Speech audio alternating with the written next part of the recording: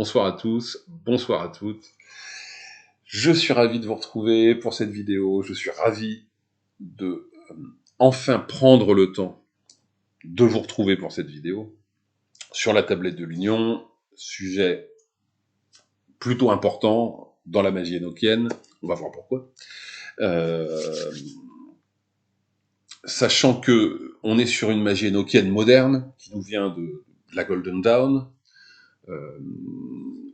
puisque la tablette de l'Union telle qu'on l'utilise, telle qu'elle est présentée, ne vient pas directement de John Dee.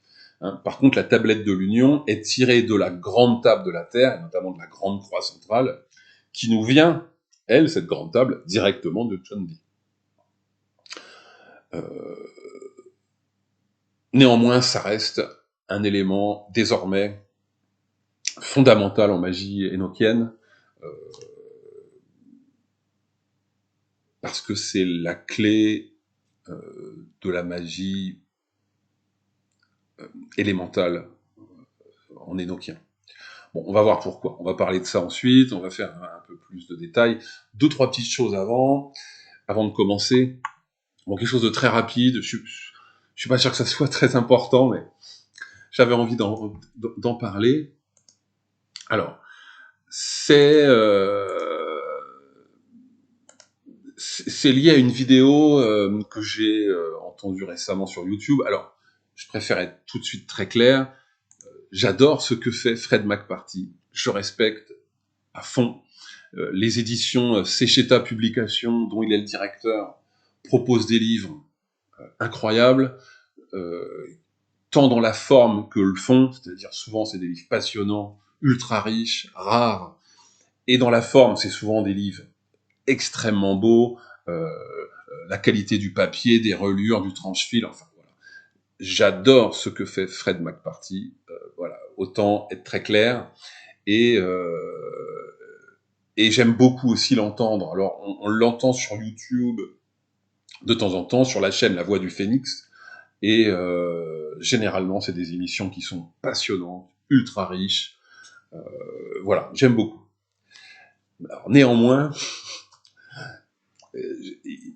je l'ai entendu sur une vidéo récente avoir une réflexion qui m'a surpris. Bon, c'est pas une critique, hein. J'aime beaucoup Fred McParty, mais je suis pas forcément toujours sur la même ligne. Je suis pas forcément d'accord avec tout ce qu'il propose, mais je respecte vraiment le monsieur qui fait un travail incroyable. Voilà. Mais voilà, quelque chose m'a surpris dans une vidéo récente où on l'entendait dire que finalement, vu le nom des entités énochiennes, c'était probablement pas des anges. Mais c'était plus bas que ça. Parce que voilà, les noms sont pas très classiques, sont un peu biscornus. Les entités énochiennes, on est loin effectivement de Michal ou de Gabriel, voilà, ou de ces variantes qu'on connaît tous. Et du coup, Fred McParty se faisait cette réflexion que, au vu de ces noms tordus, un peu étranges, pas classiques, c'était pas des entités angéliques. Bon, alors j'avoue, ça m'a un peu surpris, c'était très tranché, de simplement décider au vu de ces noms qui nous semblent, en tout cas à nous, un peu étranges, de les classer d'un seul coup du mauvais côté. J'avais trouvé ça un peu particulier, un peu cavalier. Bon. Et puis, en surfant, alors c'est pas ce que je cherchais, mais en surfant sur le site Secheta Publications, je voulais juste voir les nouveautés, les nouveaux bouquins qui allaient sortir. Je suis tombé sur ce livre. Alors, je ne suis pas très bon en hébreu, je suis meilleur en énochien, donc Lana Beroa, je suis pas sûr que ce soit comme ça que ça se prononce, en tout cas le nom divin de 42 lettres, et dans le sommaire, eh bien,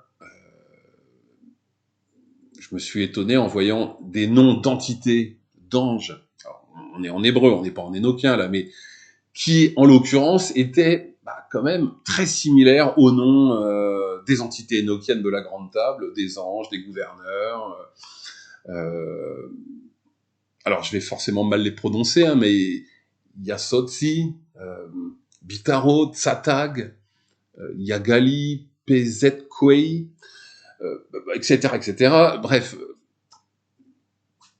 je trouve que finalement, le nom de ces anges en hébraïque est pas si loin des noms étranges que l'on trouve en énochien. Et voilà, je suis pas sûr que ça les place du mauvais côté. Bon, voilà, c'était... Je m'étais étonné de cela, et voilà, je voulais simplement le dire, hein, même si ça n'a pas un intérêt fou, je crois. En tout cas, voilà, ça m'avait étonné de la part de Fred McParty de trancher aussi vite quelque chose comme ça qui n'avait pas forcément lieu, je sais pas. Bon, bref, voilà, c'est tout. Hein. En tout cas, c'est pas une critique envers Fred McParty, c'est pas une attaque du tout, parce que j'adore ce qu'il fait, et je m'étais juste étonné de cette réflexion. Je l'ai beaucoup écouté sur les vidéos qu'il a pu faire, et même si je suis pas toujours d'accord, j'ai pas à m'étonner de son avis, que je respecte toujours et qui est toujours enrichissant et passionnant. Mais là, sur le coup, ça m'a surpris, quoi. Bon, voilà. Bon, on va passer directement à notre magie énochienne et à la tablette de l'Union. Alors, juste pour faire un comparatif, hein, ce qui est important en magie énochienne, je l'ai déjà dit, et là encore avec la tablette de l'Union, c'est pareil, c'est de trouver votre façon de faire. Hein. C'est d'incorporer ça à votre paradigme, à votre manière de voir les choses, de les pratiquer, de les digérer. Euh, je vais pas vous donner, enfin, je vais vous donner des méthodes, mais le but n'est pas de vous donner aujourd'hui un dogme à suivre, non. Hein, prenez ce que je vais vous donner ce soir et puis transformez-le, faites-en autre chose qui corresponde à votre manière de faire, quoi, à vous. Hein, je faisais le comparatif là, dans une autre vidéo entre la magie énochienne et l'informatique, hein, où la magie énochienne serait une espèce de noyau système, de cœur, de kernel, hein, comme on peut parler en informatique, et à vous d'ajouter la surcouche autour. Alors, vous connaissez ça très bien, par exemple, avec les smartphones, hein, vos smartphones Android. Bon, alors, on peut éventuellement avoir un Apple, mais beaucoup de gens vont avoir des téléphones, des smartphones Android, tous de marques différentes, Samsung, HTC, Huawei, que sais-je encore, enfin bref, on trouve une ribambelle de marques, et au final c'est tous des Android, hein, et on est sur le même plan avec la magie énochienne. Ces téléphones qui sont tous avec un noyau système, un kernel Android, eh bien, ils vont tous avoir une surcouche différente. Si je prends des téléphones Android de différentes marques, eh bien, pour la même fonction, par exemple, prendre une photo, j'aurai des icônes qui seront différents, j'aurai des options qui seront différentes aussi, j'aurai une présentation même à l'écran qui sera différente entre tous ces téléphones. Ça, c'est la surcouche. C'est ce qu'on a ajouté au système. Mais pourtant, quand je vais prendre la photo, ça va aller chercher l'image reçue par l'objectif et ça va me donner une image. Ça, c'est le système. Hein, c'est le cœur du système. Donc, faites pareil avec la magie énochienne. Ajoutez votre surcouche, ajoutez votre manière de faire, ajoutez vos couleurs, votre savoir-faire, vos sons, vos images, etc., etc. Faites-en quelque chose de personnel. Et ça n'en sera que plus efficace et que plus opératif. Ok, alors on va passer à notre tablette de l'Union. Alors, la tablette de l'Union, on va passer sur un autre écran. Alors, la tablette de l'Union, alors, bon, si vous vous intéressez à la magie énochienne, vous savez probablement déjà ce que c'est. On est sur cette table de 20 caractères qui est tirée de la grande croix centrale de la grande table de la Terre, hein, qui nous vient directement de John Dee. Il y a une version réformée ensuite, et donc voilà, hein, la grande table de la Terre, c'est cette image-ci, où on retrouve toutes les entités angéliques de la grande table que l'on peut appeler les chérubs, les anges du calvaire, les différents rois, etc., etc. Bon, on va pas revenir sur la grande table de la Terre, mais c'est quelque chose dans lequel on trouve énormément d'entités, énormément de niveaux d'entités, de la plus haute à la plus basse, si on peut dire. Mais on retrouve surtout une grande croix centrale, hein, voilà, hein, dans lequel on va retrouver plusieurs lettres. Et c'est de cette grande croix centrale dont est tirée la tablette de l'Union. Exarp, Erkoma, Nanta, Pitom. 4 mots, a priori, 4 mots, on verra qu'il y en a plus que ça, mais 4 mots qui nous viennent directement de cette grande croix centrale. Hein, on part du haut et j'ai bien mon Exarp, ensuite mon Arkoma, et puis sur la ligne horizontale, j'ai bien Nanta et Pitom qui sont là. Et en ayant extrait ces mots de la grande croix centrale, on crée donc la tablette de l'Union. La tablette de l'Union. Donc ça, c'est la base à savoir, et on va surtout creuser un peu plus comment l'utiliser, à quoi correspondent ces mots et ces lettres. Alors on voit qu'il y a des couleurs, hein, il y a un code couleur. Là en l'occurrence, le jaune c'est l'air, le bleu c'est l'eau, le noir c'est la terre, et le rouge c'est le feu. Et on voit que tout ça se croise et s'interpénètre. Alors, plus simple, on pourrait simplement le mettre en mode à plat, quoi, hein, à plat en 2 dimensions, et on retrouve simplement cette fois-ci 4 lignes, une ligne de l'air, une ligne de l'eau, une ligne de la terre, une ligne du feu. C'est pas faux, mais au final, c'est quand même un peu plus complexe, hein, c'est un peu plus compliqué que ça, et cette image-là rend plutôt bien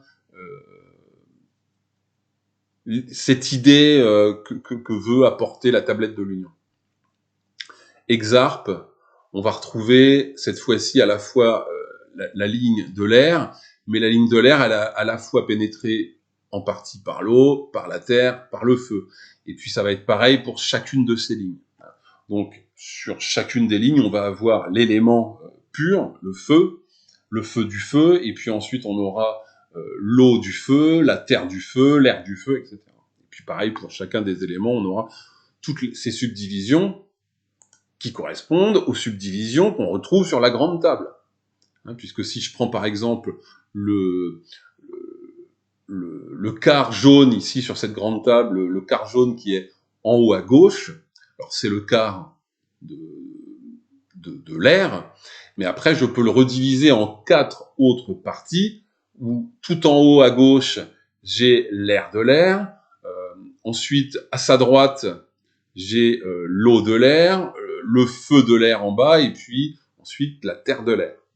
Et donc chacune des tablettes élémentales de la grande table, air, eau, feu, terre, va être elle-même subdivisée en 4 autres sous-tablettes qui sont liées aux 4 autres éléments. Donc dans la tablette de l'air, j'ai évidemment l'air de l'air, l'eau de l'air, le feu de l'air, la terre de l'air, et puis dans la tablette de l'eau, j'ai l'eau de l'eau, l'air de l'eau, le feu de l'eau, la terre de l'eau, etc., etc. Pareil pour le feu, pareil pour la terre. Et on retrouve finalement cette construction dans cette tablette de l'Union. On retrouve le même principe.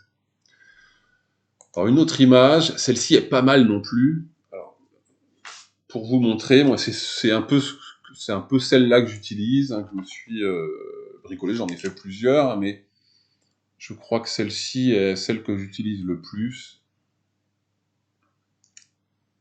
Voilà. C'est à peu près la même que celle qu'on a à l'écran. Alors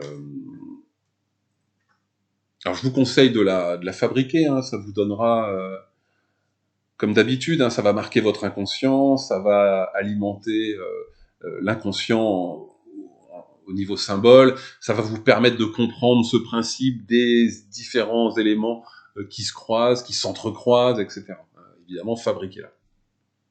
Fabriquez-la, ça me semble vraiment important, ça.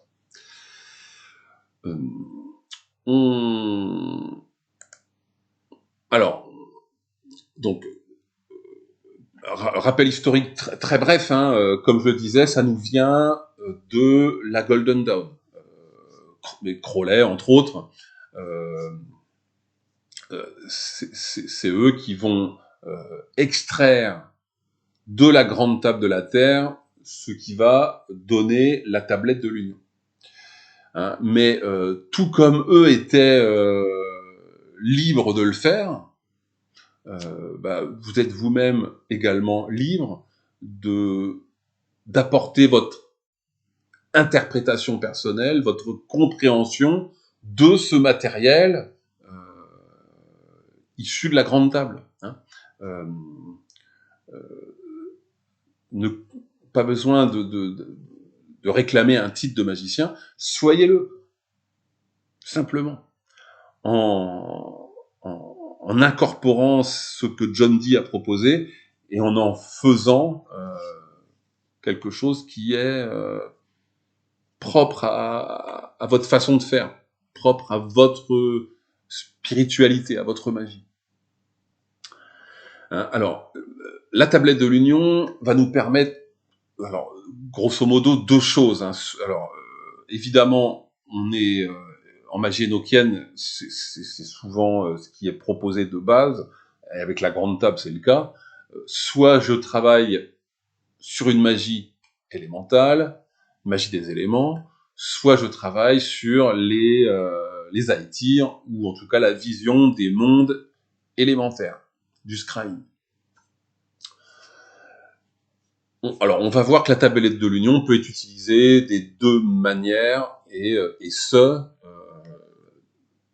de la façon dont on a déjà parlé dans une précédente vidéo, avec une direction des éléments différente, selon si je suis sur un mode appel de l'énergie, invocation, où ça descend, ou bien si je suis sur un mode plutôt scrying, visualiser, voyance, où j'ouvre une porte et je regarde ce qui s'y trouve. Bon, avant d'aller jusque-là, il me semble intéressant de faire un lien avec le tarot. L'image classique du magicien dans le tarot, eh bien, c'est debout derrière une table sur laquelle on trouve les 4 outils magiques, les 4 outils élémentaux, un bâton, une coupe, une épée et un disque ou pentacle. Donc c'est les 4 armes des éléments dont le magicien peut se servir. Et ça représente dans le tarot les 4 suites. Et il s'agit donc du feu, le bâton, même si parfois il est inversé avec l'épée dans certaines écoles, mais bon, on va garder quelque chose de classique. Donc le bâton, le feu, la coupe, l'eau, l'épée, l'air, et le disque ou le pentacle, la terre. Et c'est ce qu'on retrouve donc dans un jeu de tarot. La carte maître de chacune de ces suites, c'est l'as. L'as, on va le considérer comme l'esprit de la suite, comme l'esprit créateur, l'esprit de l'élément. L'as de bâton, eh bien, il s'agit vraiment de l'esprit de l'élément feu. On va le considérer comme ça dans le tarot. Et puis les autres cartes qui vont suivre, roi, reine, cavalier, valet, eh bien, ces autres cartes qui vont suivre sont créées, en tout cas, c'est en l'occurrence l'as qui leur donne vie. Et c'est des subdivisions, en fait, des différents aspects, différents composants de l'as lui-même. Les cartes inférieures à l'as, hein, si je prends toutes les cartes de bâton dans un jeu de tarot, donc j'ai l'as de bâton, et puis ensuite j'ai le roi de bâton, la reine, le cavalier, le valet, et puis le 10, etc. Eh bien, toutes les cartes inférieures à l'as vivent à l'intérieur de l'as. Dans l'as de bâton, j'ai toutes les autres cartes de l'élément feu des bâtons. Pareil pour l'as des coupes, eh bien, à l'intérieur de l'as des coupes, j'ai toutes les autres cartes qui s'y retrouvent. Si je mettais mon as de bâton sous un microscope magique, eh bien, on verrait qu'il est composé essentiellement de ces 4 composants majeurs, c'est-à-dire le roi, la reine, le cavalier et le valet, qui vont eux-mêmes représenter 4 éléments: feu, air, eau, terre. Donc, c'est-à-dire, si je regarde mon as de bâton, c'est-à-dire l'as du feu, sous mon microscope magique, eh bien, je verrai qu'il est composé du roi de bâton, le feu du feu, de la reine de bâton, l'eau du feu, du prince de bâton, l'air du feu, et du valet de bâton, la terre du feu.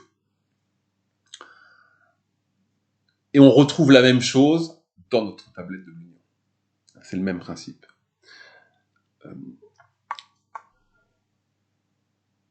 Alors, rapidement, je vous montre autre chose.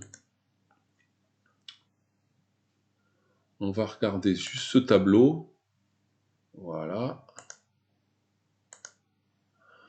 Où on voit bien, alors, hein, c'est-à-dire le roi, la reine, le cavalier et le valet. Alors, cavalier-valet, qui vont parfois en anglais être remplacés par prince et princesse. Ça peut arriver, hein, si vous voyez prince et princesse, roi, reine, prince, princesse, c'est parfois le cas, en tout cas, dans les jeux anglo-saxons. Le prince correspond au cavalier, la princesse correspond au valet.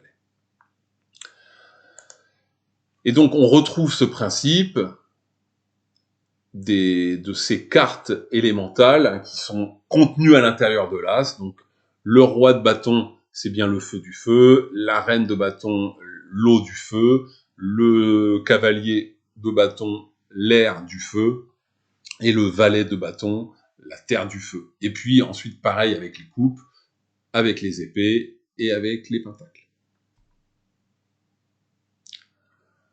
La reine de coupe va être l'eau de l'eau.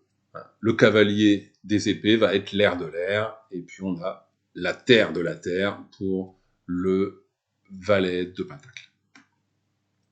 Et alors, c'est important parce que c'est quelque chose ça qui est plutôt très utilisé, qui est assez connu, et la tablette de l'Union est construite de la même façon. C'est construit de la même façon. Voilà, hop, on va la voir là. On retrouve ligne par ligne, que ça soit vertical ou horizontal, nos différents éléments qui s'interpénètrent. Et donc j'ai bien sur la ligne exarpe, donc la ligne exarpe qui est la ligne de l'air, eh bien j'ai d'abord le E qui correspond à l'esprit de l'air, le X qui est l'air de l'air, le A qui est l'eau de l'air, le R qui est la terre de l'air, et le P qui est le feu de l'air. Et etc. pour les 3 autres lignes en dessous. Même chose. Donc ça, c'est quelque chose de vachement important. Alors, on va voir pourquoi c'est vachement important. Donc il faut bien voir que ça nous vient de cette grande croix centrale de la grande table. Cette grande croix qui à la fois tient ensemble les 4 tablettes élémentales et les sépare. Cette grande croix, c'est l'as des as. Hein, c'est la manière la plus simple et élégante de l'exprimer. Eh bien, c'est la tablette de l'union. Donc, on a donc Exarp, Harkoma, Nenta et Bitom. Donc, ce sont les noms qu'on retrouve dans notre grande table de la Terre, qui ont été ensuite réassemblés dans la tablette de l'Union. Exarp, eh bien, correspond au monde élémental de l'air. Harkoma, c'est le monde de l'eau. Nanta, c'est le monde élémental de la Terre. Et Bitom, c'est le monde élémental du feu. Il faut bien voir que c'est vraiment ça que ça représente, ces noms de la tablette de l'Union. C'est pas simplement des noms d'entités de l'élément en question, mais il s'agit complètement de l'univers élémental lui-même. Exarp, c'est l'univers élémental, le monde élémental de l'air. C'est ça, Exarp. C'est pas une entité, Exarp. Hein. C'est le monde élémental de l'air lui-même. Et tout ce qu'il contient. Harkoma, c'est le monde élémental de l'eau. Et tout ce qu'il contient. Etc., etc. C'est pas des noms d'entités. Ça, c'est vraiment important. Il s'agit des mondes élémentaux eux-mêmes qui sont contenus dans ces 4 noms sacrés. Exarp, Harkoma, Nanta, Bitom. Alors, maintenant, regardons à cette colonne de gauche hein, qu'on a sur notre tablette. On va plutôt mettre, je pense, celle-ci. On va remettre cette image-là qui était, je crois, plus parlante, plus visuelle, plus jolie aussi. Hein, Prenons donc la colonne de gauche où on va retrouver 4 lettres qui sont E, H, N, B. Alors, rapidement quand même, avant de revenir sur cette image-là, on le voit bien ici, hein, si je prends EHNB, cette colonne verticale, eh bien, ça correspond à l'esprit. Hein, c'est l'esprit. L'akasha, comme certains pourraient l'appeler. Ça correspond à l'esprit. On va reprendre cette image, et c'est d'ailleurs plus précis sur celle-ci, hein, où on voit que, effectivement, E, c'est l'esprit, esprit, esprit, et R. Ensuite, le H, c'est l'esprit, l'esprit, l'esprit, et l'eau, etc., etc. Pareil le N, pareil le B. Et puis, chacune ensuite des lettres va être à la fois occupée par plusieurs éléments et également par l'esprit, à chaque fois. Donc, EHNB, hein, là, c'est une entité, en l'occurrence. C'est une entité angélique profondément puissante. C'est un nom qui représente et qui contient à l'intérieur de lui-même, eh bien, toute la grande table et toutes les forces angéliques de la grande table. Dans EHNB, alors on pourrait le prononcer de différentes manières, Urneb, Urneb, Urnebe, bon, voilà, Urnab, à vous de voir, hein. Je vous renvoie à la vidéo que j'ai fait sur comment prononcer les Nokiens. Il n'y a pas une règle absolue, hein, vous le savez du coup, à chacun de trouver ce qui colle le mieux avec lui, avec la manière qu'il a de verbaliser et puis que ça sonne. En l'occurrence, Ernub me semble plutôt correct. Et cette entité, en tout cas, Ernub ou EHNB, alors on le verra, mais au moment des rituels, j'ai plus tendance à vibrer le nom des lettres en énoquien plutôt qu'en français. Et donc, en l'occurrence, là, on serait sur Graf, Nahas, Drun et Pe. Graph, Nahas, Drun, P, EHNB.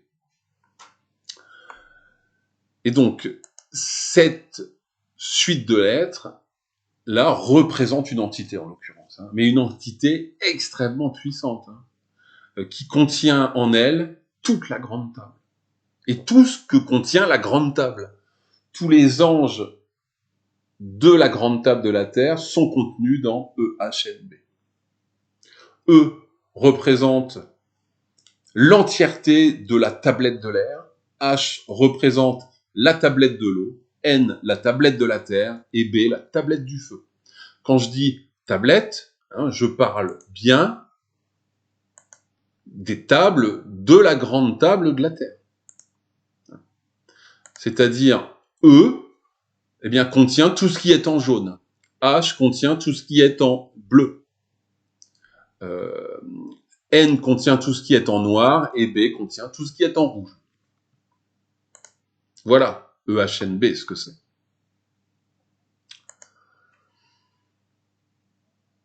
Par exemple,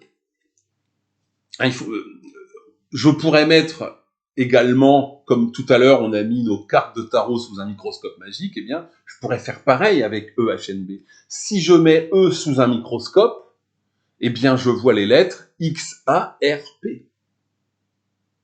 Si je mets H sous un microscope, je vois coma. Si je mets N sous un microscope, je vois Hanta. Si je mets B sous un microscope, je vois Itom. C'est-à-dire, les 16 lettres restantes à droite de EHNB vivent à l'intérieur de EHNB. EHNB, eh bien, c'est les As. C'est les 4 As. Et les lettres restantes, eh bien, correspondent, comme tout à l'heure dans notre schéma avec les cartes de tarot, eh bien, XARP va correspondre X à notre roi, A à la reine, R au cavalier et P au valet, et etc., pour toutes les autres lignes. La table de l'union, elle est fabriquée comme ça, hein, comme cette façon dont les As ont de contenir les cartes de tête, roi, reine, cavalier, valet. Hein, les As qui contiennent ces autres cartes, eh bien, il en est de même pour la tablette de l'union. Le E contient XARP, le H contient COMA, le N contient ANTA et le B contient ITOM. Et on le voit plutôt bien, en l'occurrence, avec ce schéma-ci. Alors, j'utilise quasiment le même, hein, c'est quasiment la même chose que j'utilise moi, voilà, mais en l'occurrence, on le voit bien. Le blanc, les cases blanches, c'est les cases de l'esprit. Et il est partout. Donc voilà ce qu'est EHNB à gauche de notre tablette de l'union. C'est l'entité qui contient en elle à la fois l'intégralité de la tablette de l'union, mais aussi l'intégralité de la grande table de la Terre. Alors ensuite, on peut bouger sur les colonnes qui sont à droite de EHNB. Donc on va... Alors celle-ci est intéressante au niveau des schémas, mais je la trouve moins lisible que celle-ci. Donc on va avoir 4 autres noms verticaux cette fois-ci. Alors, il y a la méthode classique, et puis moi je vais vous donner la mienne, mais à vous ensuite de faire le tri et d'utiliser ce qui vous semble le plus logique. Et donc on a vu qu'en EHNB étaient contenues toutes les autres lettres. Donc on a déjà XK qui représente, alors chacune de ces entités verticales, XKI, AONT, RMTO, PAAM, XKI, AHONTE, REMTO, PAHAM, eh bien, chacune de ces entités contient elle-même aussi une partie de la grande table de la Terre. XKI contient les 4 sous-angles de l'air des 4 tablettes élémentales. Et évidemment de tous les anges qui résident dans ces sous-angles de l'air. AONT va contenir les sous-angles de l'eau, RMTO va contenir les 4 sous-angles de la Terre, et PAM va contenir les 4 sous-angles du feu, et toutes les entités qui composent ces différents sous-angles.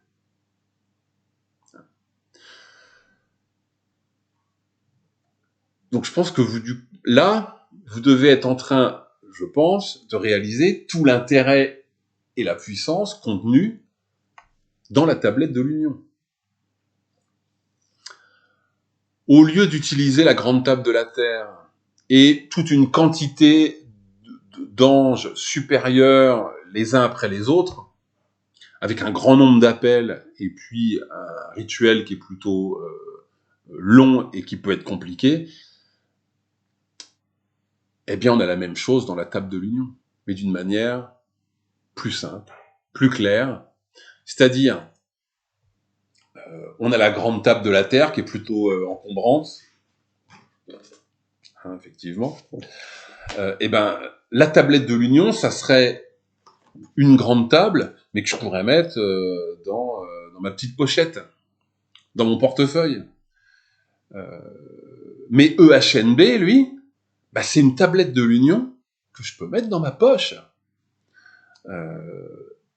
J'ai pas besoin de ça si je sais que dans EHNB, tout ça est contenu. Tout ça est contenu. Même chose, si je ne veux utiliser que des entités, par exemple, les sous-angles de l'air qui vont être là, eh bien, je vais pouvoir utiliser l'entité XKI, qui contient les 4 sous-angles de l'air et tous les anges contenus dans ces sous-angles de l'air. Donc voilà l'intérêt de la tablette de l'Union. C'est un condensé, un résumé, une distillation. C'est quelque chose en tout cas de beaucoup plus simple et de beaucoup plus utilisable et de tout aussi puissant, si ce n'est plus. Puisque EHNB, en l'occurrence, RNEB, est une entité qui est à la fois plutôt très conséquente, très puissante, très présente, et justement très présente car qui répond très facilement. Donc voilà à quoi sert la tablette de l'Union. Hein. Voilà quel est son intérêt. J'ai la grande table, mais la tablette de l'Union, c'est la grande table, mais pour mon portefeuille. Mais j'ai mieux que ça, puisque EHNB, eh bien c'est la tablette de l'Union, mais que je peux mettre dans ma poche. J'ai même plus besoin de portefeuille. Donc voilà l'intérêt de cette entité EHNB et l'intérêt de la tablette de l'Union. C'est d'éviter ça. Alors comment je l'utilise ? Bon, alors j'ai envie de dire, faites-vous plaisir, hein, allez-y quoi. Hein, mais je vais quand même vous donner quelques pistes. En tout cas, quelque chose de simple et d'utilisable. Alors, quelque chose d'important, alors je mettrai ça en description, hein, mais s'il y a bien quelque chose d'important, c'est de savoir que il faut avoir le premier appel et le second appel, puisque ce sont les 2 appels nécessaires pour utiliser la tablette de l'Union. Si je veux utiliser les entités supplémentaires, XKI, ces entités verticales, eh bien, je vais pouvoir utiliser les 4 appels supplémentaires, donc l'appel énochien 3, 4, 5, 6, qui vont me permettre d'utiliser ces entités supplémentaires, mais qui vont aussi me permettre de viser les anges des lettres individuelles de hexa, parskoma, etc.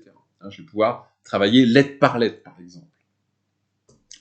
C'est un travail déjà un peu avancé et qui néanmoins est plutôt intéressant si on veut faire du scrying, si on veut faire de la visualisation, de la voyance sur des mondes élémentaires bien précis, l'air de l'air, l'air du feu, l'eau de la terre, l'eau du feu, hein, puisque chacun de ces mondes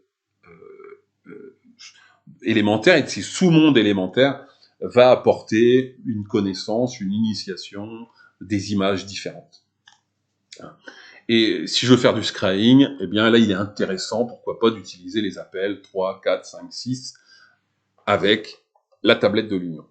Mais réellement, si je veux simplement utiliser ma tablette de l'Union et mes 4 lignes verticales, ou simplement ERNB, EHNB, eh bien l'appel 1 et 2 suffisent. J'ai pas besoin d'aller plus loin.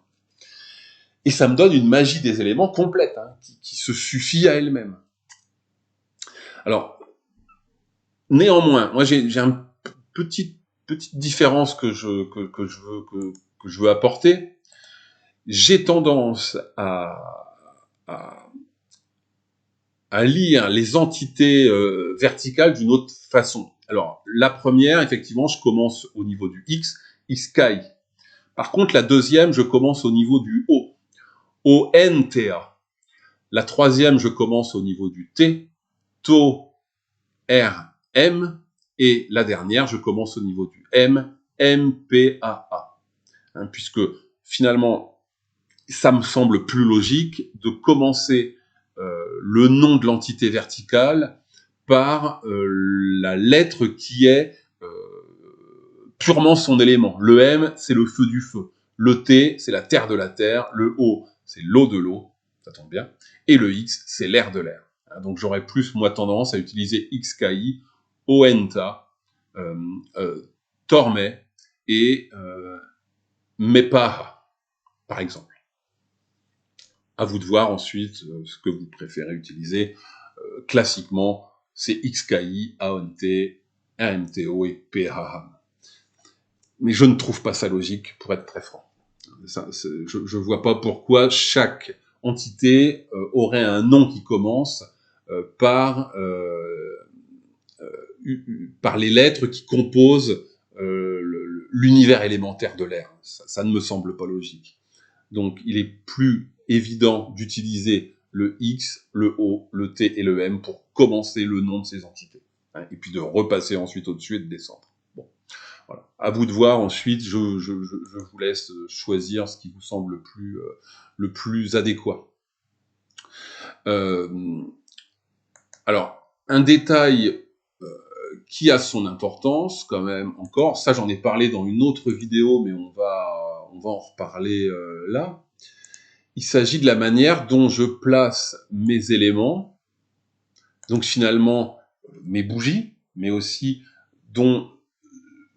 la manière dont je fais mes appels, dans quelle direction je me dirige, selon les éléments que je veux appeler, et selon ce que je veux faire avec les éléments. Est-ce que je suis en mode appel, je fais descendre une énergie, j'invoque, ou est-ce que je suis en mode clé, j'ouvre une porte duquel il n'y a pas d'énergie qui va sortir, mais en tout cas où je vais pouvoir faire du scrying, de la voyance avec. Si je suis en mode appel, invocation, eh bien j'utilise les directions élémentales classiques, l'est avec l'air, le feu au sud, l'eau à l'ouest et la terre au nord. Classique. Et ça, c'est dans le mode pour être dans l'invocation des énergies. Si je veux être en mode scrying, voyance, eh bien j'utilise le mode zodiacal, où cette fois-ci le feu va être à l'est, la terre va être au sud, l'air va être à l'ouest et l'eau va être au nord. Je parle de ça dans d'anciennes vidéos déjà, mais je le rappelle parce que ça a son importance. Au niveau de la magie élémentale que je veux faire, je peux tout à fait faire une magie élémentale pour appeler une énergie, pour travailler avec, pour faire une demande, pour alimenter un talisman, ou que sais-je encore. Et là, je vais travailler en mode terrestre, le mode que vous connaissez probablement, le mode classique. Et puis, par contre, hein, si je suis en mode zodiacal, il s'agit là d'une direction des éléments utilisés pour tout ce qui va être voyance, scrying, visualisation de ces autres mondes, des mondes élémentaires, etc., etc. Donc voilà, ça c'est un point important, que ça soit dans la direction vers laquelle vous vous tournez, mais aussi dans la position où vous mettez vos bougies colorées, par exemple, ou vos tablettes de la grande table, hein, puisque vous pouvez découper la grande table et utiliser ensuite les 4 tablettes pour les pointer selon les éléments choisis, selon si vous êtes en mode zodiacal ou en mode terrestre, selon les vents, comme on dit aussi. Bon, en l'occurrence, je vais continuer plutôt sur quelque chose d'un peu plus invocation, rituel classique, donc où les éléments sont en mode terrestre, hein, ou ce qu'on appelle aussi selon les vents. Donc, dans ce cas-là, moi, je vous conseille d'utiliser une tablette de l'Union que vous faites. Vous pouvez photocopier ou imprimer ou dessiner. Colorier-la, c'est ça qui est important, parce que ça va vous faire comprendre plein de choses de la colorier. C'est bête, mais c'est plutôt vrai. Et vous pouvez ensuite utiliser les 4 tablettes de la grande table séparées en les mettant autour de la tablette de l'Union. Vous pouvez utiliser à côté de ça des bougies colorées. Moi, c'est ce que j'utilise en l'occurrence, les bougies colorées, et elles sont dans la direction soit en mode zodiacal, soit en mode terrestre. Pour les enfants et le reste, faites-vous plaisir, faites comme vous pensez qu'il faut faire. Faites comme d'habitude, je ne sais pas comment vous pratiquez. Alors, en tout cas, voilà, expérimentez, testez. Hein, c'est ça qui me semble vraiment important. Il faudra en tout cas vous équiper aussi des 2 premiers appels. Le premier appel et le second appel, ils sont plutôt courts, ils sont plutôt simples. Alors, si vous avez des doutes sur certaines prononciations, je vous renvoie vers ma vidéo comment prononcer les Nokiens, mais c'est pas les appels les plus durs, le premier et le second, c'est les 2 qui sont nécessaires. Bon, n'y a pas forcément besoin de les apprendre par cœur. Hein. Vous notez, voilà, le plus important, c'est ça finalement. Hein. C'est cette version en lettres latines hein, que l'on connaît. Et puis ensuite, voilà. Et puis ce paragraphe-là pour le premier appel. Je les mettrai dans la description. Hein. Je mettrai les liens dans la description de la vidéo pour que vous puissiez les retrouver. Alors, si je devais faire un rituel simple autour de la tablette de l'Union.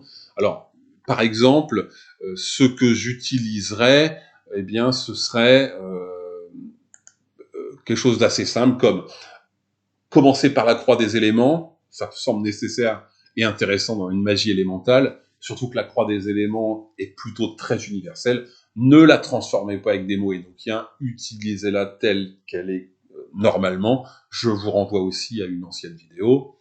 Vous pouvez ensuite passer au Earthing Rite, le rite de mise à la terre, dont je parle également dans une précédente vidéo.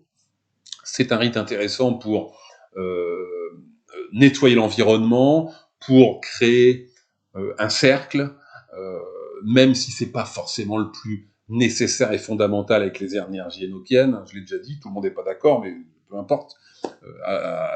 À vous de voir. Et puis, je vous dis, hein, si vous pensez qu'il est nécessaire de faire un cercle, vous pouvez utiliser le vôtre, mais le Earthing Rite, le rite de mise à la terre dont j'avais déjà parlé, fait très bien le job. Vous installez vos bougies colorées, votre tablette de l'Union autour de vous ou devant vous. Je vous conseille, pourquoi pas, de pointer dans la direction de l'élément avec lequel vous voulez travailler. Alors que ça soit en mode zodiacal ou en mode terrestre. Hein. Si je vais être à l'est, je vais peut-être être face à l'air en mode terrestre, et puis je serai face au feu en mode zodiacal. Hein. Donc tout dépend ce que vous voulez faire. Est-ce que vous appelez une énergie que vous invoquez, ou est-ce que vous faites du scrying, de la voyance. Donc une fois que je vais être face à l'élément choisi, en tout cas avec mon matériel, je vais faire le premier rappel énochien, Ol, Sonev, Forsek, Goho, Yad, Balt, etc., etc. Ensuite, je vais pouvoir appeler l'Enochien directement, c'est-à-dire appeler l'élément avec lequel je veux travailler. Alors ça peut être Exarp, Nanta, Hcoma, Bitom. Je vous conseille, là encore, d'utiliser, ça je vous l'avais déjà montré, hein, c'est ça que j'utilise pour toutes les lettres énochiennes, une espèce de pense-tête un peu universelle avec tout ce dont j'ai besoin. Mais vous pouvez appeler Exarp, mais vous pouvez aussi séparer les appels en vibrant lettre par lettre. Hein. Donc, Exarp, en l'occurrence, ce serait Graph, Pal, Un, Don, Mals. Hein, et à vous de voir ce qui vous parle le plus, mais moi je trouve que ça marche plutôt bien, c'est plutôt intéressant et efficace. Plutôt qu'appeler Exarp, eh bien d'appeler lettre par lettre avec le nom de la lettre énochienne, hein, puisque c'est graphe, la lettre E s'appelle graphe, donc c'est ce que je vais commencer avec Exarp, je vais commencer par graphe, puis ensuite X c'est pal, etc., etc. Vous passez ensuite à l'appel numéro 2, au deuxième appel. Donc le deuxième appel, c'est celui-ci. Il est encore plus court que le premier appel. Adjet ou par, zon, ong, fa, heip, sal, etc. Et ce deuxième appel va vous servir à appeler l'entité Herzneb, EHNB. Là aussi, une fois que vous avez fini l'appel, vous pouvez vous lancer dans l'appel de EHNB, mais encore une fois, je vous conseille à la fois d'appeler lettre par lettre, avec le nom de la lettre, donc Graph, Nahath, le N, je l'ai perdu, Drun, P, et vous pouvez en plus visualiser les lettres énochiennes avec certaines couleurs, avec certaines luminosités, devant vous, autour de vous, au-dessus de vous. À vous de voir, tester quoi, ce qui marche le mieux. Et puis une fois que vous avez fait donc le premier appel, l'appel de l'élément, le deuxième appel, l'appel de EHNB, et bien là vous pouvez vous lancer dans ce qui était prévu, soit une demande, une prière, du scrying, de la voyance, alimenter un talisman, alimenter, consacrer un objet, ce que vous voulez quoi. Hein, et puis vous terminez avec évidemment la croix des éléments. Et puis fin de l'histoire.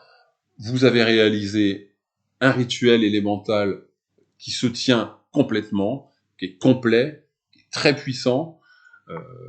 Vous n'avez pas besoin d'appeler EHNB à chaque fois. Vous pouvez tout à fait aussi vous limiter au premier appel et appeler l'élément choisi. Une fois que l'élément a été appelé, eh bien, vous le dirigez dans le but du rituel. Hein. Tout dépend de ce que vous voulez. Vous voulez travailler sur des émotions, peut-être que vous allez travailler avec l'élément eau et que vous allez appeler Hcoma. Et une fois que l'énergie va être descendue, va être appelée avec le premier call. Vous êtes en mode Thérèse, vous faites le premier call, vous appelez Hcoma et vous dirigez cette énergie peut-être vers un objet, un talisman, un dessin, un pentacle, que sais-je encore, qui va contenir votre demande liée à l'élément eau, liée donc à l'émotion, à tout ce qui va être autour de l'élément eau. Hein. Vous êtes plutôt parti pour un rituel pour gagner un combat, un jugement, un concours, pour vous battre et réussir. Et peut-être que là, cette fois-ci, c'est l'élément feu que vous allez appeler. Hein. Et donc, l'élément feu, ça sera Bitom que vous allez appeler cette fois-ci. Donc, premier call, appel de l'élément Bitom, et vous faites descendre l'énergie sur la demande ou sur le but du rituel. Ni plus ni moins, tout simplement. Donc, voilà pour la tablette de l'union. Je crois que c'est pas la peine d'en dire plus. Hein, là maintenant, il est nécessaire de fouiller de votre côté, d'essayer. Encore une fois, je vous conseille le bouquin Enochian Vision Magic de Lon Milo Duquette. J'en ai déjà parlé plusieurs fois. J'ai donné le lien d'ailleurs pour le télécharger, je crois, dans une vidéo précédente. Ce que je vous ai expliqué là ce soir est en grande partie tiré de ce bouquin, parce que c'est, à mon sens, une des meilleures explications, à la fois la plus simple et la plus claire, de ce qu'est la tablette de l'Union et de comment utiliser la tablette de l'Union. Hein, pour résumer, la tablette de l'Union, eh bien, c'est ça, sauf que, eh bien, c'est beaucoup plus simple d'utiliser ça que ça, finalement. Et si on veut encore plus se simplifier la vie, eh bien, j'ai juste à replier ma tablette de l'Union et de garder la première colonne, EHNB. Et dans EHNB, j'ai tout ça. J'ai tout ça. C'est ça qui est important à intégrer, à comprendre et à tester. Donc, eh bien, voilà pour la vidéo d'aujourd'hui. J'espérais qu'elle ne soit pas trop longue. Je crains qu'elle le soit, encore une fois. Hein. Malheureusement, on doit pas être loin d'une heure. Mais il y avait quand même plein de choses à dire. Je mettrai donc en description les liens vers certaines images que j'ai présentées, vers les appels, vers ce qui me semble intéressant. Voilà, je vous remercie d'être resté jusqu'au bout. Pour ceux qui sont restés jusqu'au bout, n'hésitez pas à liker la vidéo, à laisser un commentaire, à vous abonner. Ça donne de la visu à la chaîne, ça permet à d'autres gens de découvrir la chaîne, et tant mieux, hein, puisqu'il y a de plus en plus de vues, et je vous remercie pour ça. Donc, voilà, j'espère que ça vous a parlé, que j'ai été assez clair, parce que c'est pas finalement un sujet si simple que ça non plus. Hein, j'ai essayé en tout cas d'enlever les parties les plus confuses et les plus pénibles pour garder le cœur du truc. Qu'est-ce que la tablette de l'Union finalement et comment l'utiliser? Voilà, j'ai essayé de vous donner ces clés. Il n'y a pas de dogme, hein, il n'y a pas de vérité, c'est ma manière de faire, en tout cas de voir les choses. Et à vous de l'intégrer, à vous de transformer ça et d'en faire une magie des éléments qui soient fonctionnels, qui soient opératives. Et vous allez le voir, avec ça, simplement, cette tablette de l'Union et EHNB, on a une vraie magie opérative, puissante, étonnante. Utilisez même ça pour d'autres choses plus simples. Hein. Vous pouvez tout à fait partir sur simplement du scrying comme une tranche chamanique avec ce genre de choses et vous allez voir, c'est assez intéressant, c'est assez bluffant aussi. Voilà, on s'arrête là cette fois-ci. Je vous remercie, je vous dis à très bientôt. Et puis, n'oubliez pas, soyez cool avec vous-même et puis soyez cool avec les autres. Allez, à bientôt.